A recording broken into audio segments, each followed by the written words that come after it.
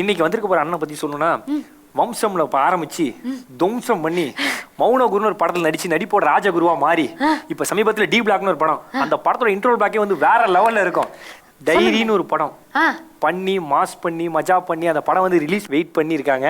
So அந்த படம் வந்து வழக்கமா டைரியில வந்து நம்ம எல்லாமே ஃபோன் நம்பர் எழுதுவோம், சில விஷயங்கள் வந்து பார்த்தீங்கன்னா சோக கதை சொந்த கதை எல்லாம் எழுதுவோம். ஆனா இந்த டைரி வந்து பார்த்தீங்கன்னா என்ன எழுதியிருக்காங்க, என்ன மாதிரி விஷயங்கள்லாம் வரப்போகுது அப்படிங்கிறது வந்து யாருக்குமே தெரியாது. ஏன்னா சஸ்பென்ஸ், ஏன்னா படம் வரப்போகுது, வந்ததுக்கு அப்புறம் நான் சொல்ல முடியும். ஸோ இன்னைக்கு நம்ம கூட யார் வந்திருக்கான்னு சொல்லுங்க, எல்லாருக்குமே தெரியும், எல்லாருக்குமே பிடிச்ச ரொம்ப ஃபேவரட்டான யங்ஸ்டர்ஸோட இன்ஸ்பிரேஷன் அருள்நிதி தான் வந்திருக்காங்க. வணக்கம்ண்ணா. வணக்கம் சார். சமீபத்தில் லேட்டஸ்ட்டாக வந்து தேஜாவை பார்த்தோன்னா ரொம்ப நல்லா இருந்ததுண்ணே. அது நீங்கள் வரும்போது தேட்டர் ஃபுல்லாக எல்லாம் விசில் அடிச்சாங்க பயங்கரமா. தேங்க்யூ, இதுக்கு தான் நான் அதுவே கேட்டேன். தேங்க்யூண்ணே. தெரியுது. ஆனால் இல்லைண்ணே, உண்மையிலேயே என்ன படம் ரொம்ப நல்லா போயிட்டு இருக்குண்ணே. தேட்டர் டி பிளாக்கே இன்னும் தேட்டர் விட்டு போல, அதுக்குள்ளே நம்ம தேஜாவை வந்து 2 படமும் சைமல்டேனியஸாக நிறைய தேட்டர் பயமுத்துனீங்கன்னா நான் வெளில போயிடுவேன். இல்லைண்ணா, சைமல்டேனியஸாக படம் ஓடுது. இப்போ அடுத்து டைரி வேறு வரப்போகுது. சொல்லுங்கண்ணே, எப்படி இருக்கீங்கண்ணே? நான் நல்லா இருக்கேன். பேண்டமிக் முன்னாடியே ரெடியான படங்கள் எல்லாமே என் ப்ரொடியூசர்ஸ் எல்லாருக்குமே வந்து இது ஓடிடியில் பண்ண வேண்டாம், தேட்டரில் தான் பண்ணணும் அப்படின்ற எல்லாம் இதாக இருந்தாங்க. ஸோ அதனால எல்லாருமே வெயிட் பண்ணோம். ஒரு கிட்டத்தட்ட ஏன் வெயிட் பண்ண எப்படி இருப்பாங்கன்னு பார்த்தீங்களா? அவரு ஆக்சுவலாக நீ வந்திருந்து அவர் தான் ஹீரோன்னு நீ சொல்லிட்டு இருந்தீங்களா? ஆமாம், சைடில் வந்து மராத்தி படத்தில் மருமன் கேரக்டர் பண்ணுற மாதிரி அவர் ஹேண்ட்ஸமாக இருக்காரு. அண்ணே, உங்களை என்ன சொல்லி கூப்பிட்டு வந்தாங்க? அன்று சொன்னதை நான் இமேஜின் பண்ணி பார்த்தேன், அப்படியே இருந்தார். இன்டர்வியூ முடியுமா இது? இது எல்லாமே வெயிட் பண்ணி பைலப் ஆனனால தான் கண்டினியூஸாக எல்லா படம் ஒரே மாதத்தில் வர மாதிரி இருக்குது. ஸோ இப்போ இன்னொரு 1 மந்தில் ரெட் ஜெயின் தான் டைரியும் ரிலீஸ் பண்ணுறாங்க. ஸோ சந்தோஷமாக இருக்குது. இது வந்து என்ன மாதிரியான படமாக வந்திருக்கு சார்? இது ஆக்சுவலாக நான் இதில் வந்து ஒரு ட்ரைனிங் போகிற ஒரு காப்பு.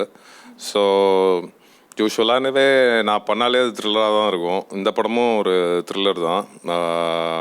ஒரு பஸ் படத்தில் வந்து ஒரு பஸ் வந்து ரொம்ப ஒரு இம்பார்ட்டன்ட் ப்ளே பண்ணும். ஸோ அதை பார்க்கும்போது நம்ம ஒரு வேளை அந்த பஸ்ஸில் ஏறினா என்ன ஆகுன்ற ஃபீல் ஒன்று வரும். கண்டிப்பாண்ணே, அந்த பஸ் வர்ற மாதிரி படமும் நல்லபடியாக ஓடுனேன். ஒரு கைதியின் டைரி மாதிரி, ஏன்னா ஒரு கைதியின் டைரி மாதிரி ஒரு போலீஸின் டைரி அந்த படம் அந்த மாதிரி இருக்குமாண்ணே? பாருங்க தெரியும். கண்டிப்பாண்ணே.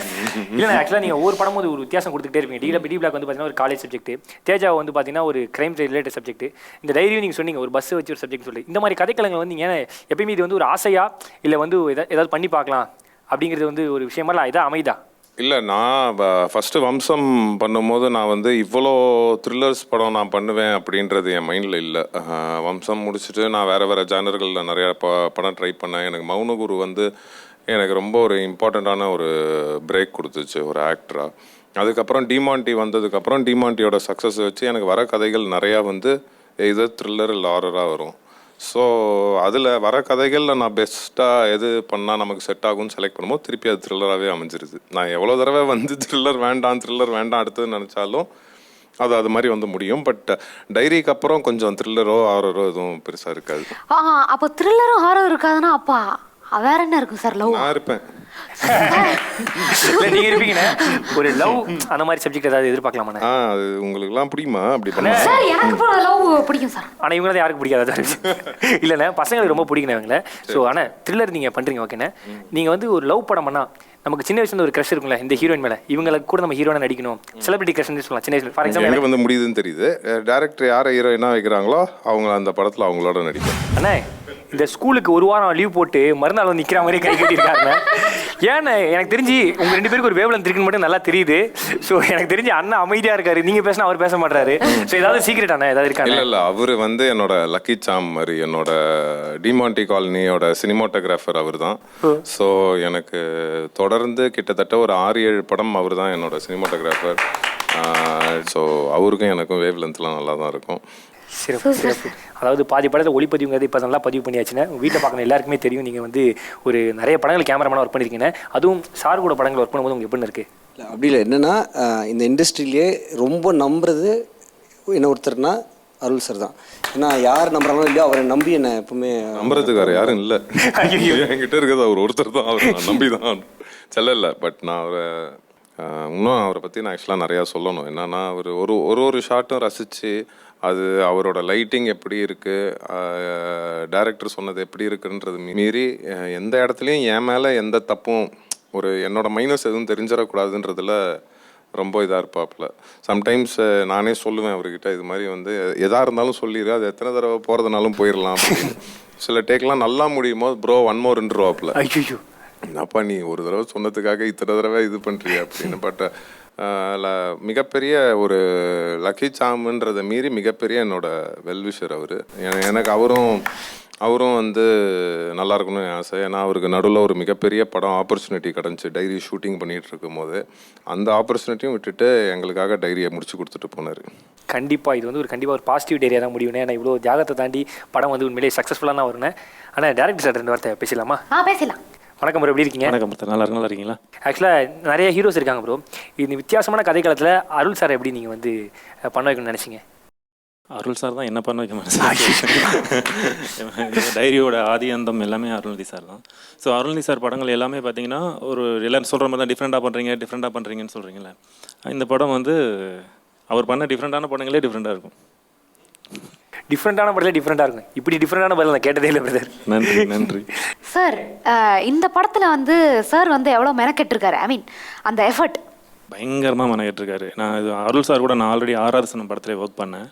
அவர் வந்து ஸ்பாட்டுக்கு வந்துட்டால் அந்த கதைக்கு மட்டும்தான் உழைப்பார், வேறு எதையுமே எடுத்துக்க மாட்டார். டைரி படம் நான் சொல்லும்போது ஒரு ட்ரைனிங்காக பண்ண வேண்டிய ஒரு சுச்சுவேஷன். அவர் அப்போ கொஞ்சம் வெயிட்டாக இருந்தார்.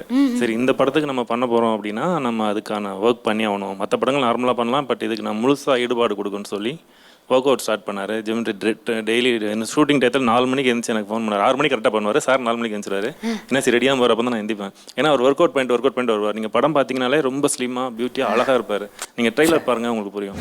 ஆனால் நிறைய படங்கள் நீங்கள் சார் கூட ஒர்க் பண்ணியிருக்கீங்களே, நிறைய படங்கள். இந்த படத்தில் இந்த ஃப்ரேமில் வந்து அண்ணா ஆக்சுவலாக அண்ணா என்ன பார்த்தாங்க அண்ணா என்ன சொன்னீங்களா? உங்களுக்கு தேஜாவா? தேஜாவெல்லாம் கிடையாது, அம்மா டிடி கேஸில் மாட்டாங்க போலீஸை பார்க்குற மாதிரி இப்படி பயந்து பார்க்குறீங்க என்கிட்ட. அண்ணா ஐஎம்ஏ ஒரு ப்ரோண்ணே, எனக்கு டவுட்ண்ணே. சாருக்கு வந்து நிறைய ஃப்ரேம் வச்சிருக்கீங்களே, இந்த படத்தில் இந்த ஷாட்டில் வந்து சார் அழகாக இருப்பார் அப்படின்னா எந்த ஃப்ரேம்? அவருக்கு பயங்கரமான ஸ்க்ரீன் ப்ரெசன்ஸ் இருக்குது சரிங்களா. பட் அதெல்லாம் விட என்னென்னா, இப்போ டிமாண்டி காலனி படம் நான் தான் பண்ணும்போது இருந்த பாதிப்பு எனக்கு இருந்துச்சு. படம் பார்த்து டிஏல பார்க்கும்போது எனக்கு ஒரு ஃபீல் இருந்தது. எனக்கு அந்த படத்தில் என்ன ஃபீல் இருந்ததோ அதே படம் டைரி பார்த்து எனக்கு வந்தது. ஸோ அது வரும்போது என்னென்னா, படம் வந்து ரொம்ப உங்களை ரொம்ப ஒரு எமோஷ்னலாகவும் பர்சனலாகவும் உங்களை ஒரு பாதிப்பு இருந்தால் மட்டும்தான் உங்களுக்கு தோணும். ஸோ எனக்கு என்னென்னா, டிமாண்டிக்கு அப்புறம் பயங்கரமாக உங்களுக்கு ஃப்ரேமில் ஒரு அந்த கதைக்கு என்ன தேவையோ அதுக்கான பெர்ஃபார்மன்ஸ் கொடுத்துருப்பாரு. கண்டிப்பாக. ஸோ நீங்கள் அந்த லெவலில் எதிர்பார்க்கலாம் படத்தை. எங்கள் எல்லாரோட முக்கியமாக நீங்கள் கேட்க வேண்டியது சார், ப்ரொடியூசர். கண்டிப்பாக கண்டிப்பாக ரோலெக்ஸ் சார் மாதிரி கிளைமேக்ஸில் இன்ட்ரோ பண்ணி மாஸ் பண்ணலான்னு பார்த்தேன். தப்பா எடுத்துக்காதீங்கண்ணே. சாருக்கு தான் இப்போது எந்த அளவுக்கு மெனக்கெட்டுறீங்கன்னு நீங்கள் எல்லாரும் சொல்கிறீங்க. ஆக்சுவலாக இந்த படத்தில் அதிகமாக மெனக்கெட்டதே சார் தான்.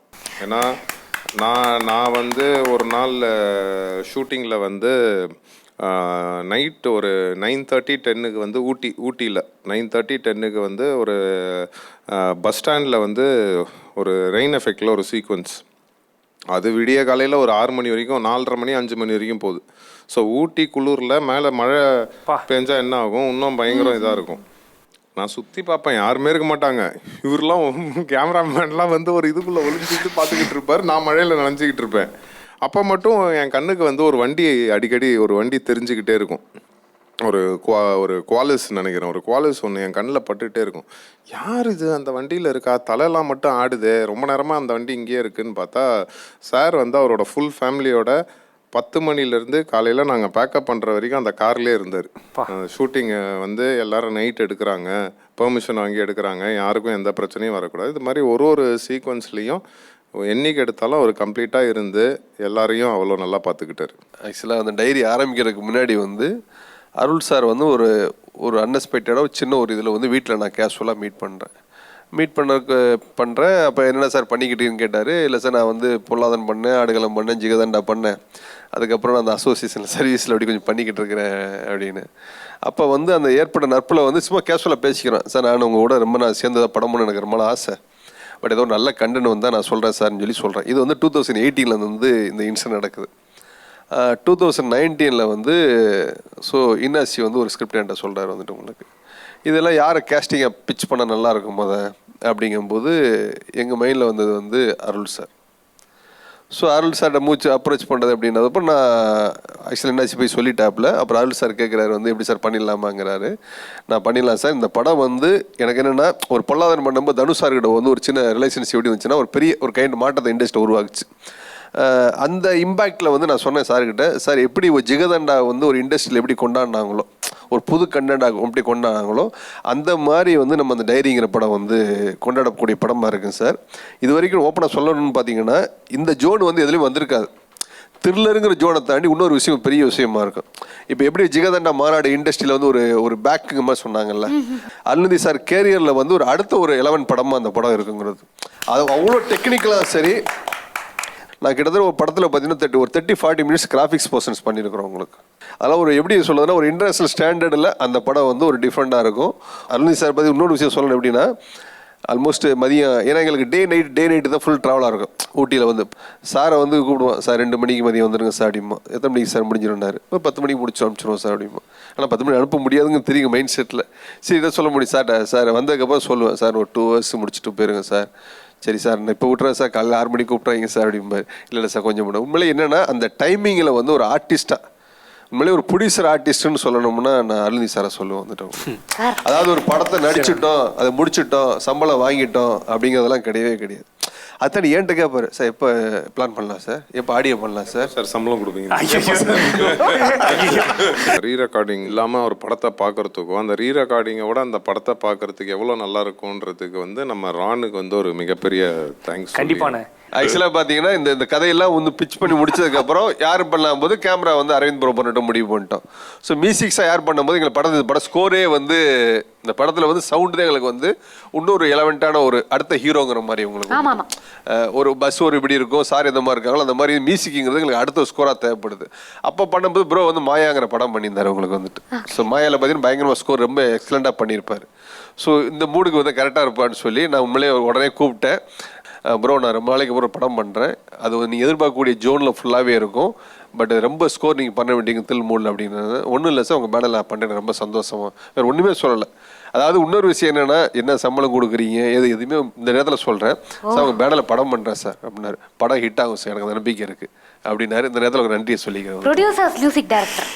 ஸோ சார் உங்களுக்கு வந்து இந்த படத்தில் வந்து மியூசிக் பண்ணது வந்து எவ்வளோ சேலஞ்சிங்காக இருந்தது? இல்லை ரொம்பவே சேலஞ்சிங்காக இருந்துச்சு. ஏன்னா எல்லாருமே வந்து என் மேலே ரொம்ப நம்பிக்கை வச்சுட்டாங்க. இவர் கதையை கேட்டு இவருக்கு இது ஃபர்ஸ்ட் ஃபில்ம் எனக்கு. ஸோ ஃபர்ஸ்ட் ஃபில்ம்னும் போது நமக்கு ஒரு மியூசிக் டைரக்டராக வந்து எனக்கு பர்சனலாக எனக்கு வர படங்க எல்லா டேரக்டர்ஸும் பார்த்தீங்கன்னா மோஸ்ட்லி ஃபஸ்ட் டைம் டேரக்டர்ஸாக இருக்காங்க. ஸோ எனக்கு it's like an added responsibility. And first time இவர் அருள் பிரதரோட அவருக்கு நான் ஸ்கோர் பண்ணுறேன்னும் போது பயங்கரமான ரெஸ்பான்சிபிலிட்டி. அண்ட் மோஸ்ட் இம்பார்ட்டன்ட்லி இவரும் என் மேலே 100% நம்பிக்கை வச்சிட்டாரு, இவரும் என் மேலே 100% நம்பிக்கை வச்சிட்டாரு, அவரும் என் மேலே நம்பிக்கை வச்சிட்டாரு. எந்த ஒரு இன்டர்ஃபியரன்ஸ் எதுவுமே கிடையாது. எனக்கு ஃபுல் க்ரியேட்டிவ் கண்ட்ரோல் கொடுத்தாங்க. இது வந்து ஒரு ஒரு ஆர்டிஸ்ட்க்கு வந்து இது வந்து ஒரு பிளெஸிங். அது இருந்தால் மட்டும்தான் ஒரு ஆர்டிஸ்டால் வந்து நிம்மதியாக வேலை செய்ய முடியும். ஸோ அந்த ஒரு நிம்மதி வந்து எனக்கு இந்த ப்ராஜெக்டில் கிடச்சிது. எனக்கு வந்து that is the most important thing I will say. ஏன்னா ஒரு டைரக்டரும் ப்ரொடியூசரும் ஹீரோ எல்லாரும் சேர்ந்து நம்மளை ட்ரஸ்ட் பண்ணும்போது அவங்க எது கேட்க நான் வந்து பார்க்கணும், என் மேலே அந்த நம்பிக்கை இருக்குது, நான் வந்து நல்ல அவுட்புட் கொடுப்பேன்ற ஒரு நம்பிக்கை இருக்கிறதுனால தான் அப்போ நமக்கு ஒரு கூடுதல் பொறுப்பு வரும்போது so I had to work out really hard on this project. So எல்லாமே மெனக்கெட்டு தான் நம்ம பண்ணியிருக்கோம். கண்டிப்பாக நானே அந்த ஹேர் ஸ்டைலுக்கு உனக்கு 5 படம் கமிட் ஆகும் லீட்டரா. அந்த ஹேர் ஸ்டைல் இதை என்னை விலை அழகே குணாலோட கூட போற சகோதரர் மாதிரி இருக்கீங்க நீங்க. குணால் சார் வந்தாருன்னா க்ளோஸ் அப்ல பார்த்து முத்தமே குத்துட்டு போயிருப்பாரு. ஸோ அந்த அளவுக்கு வந்து அன்பை பரிமாறுவாரு. ஆனா தேங்க்யூ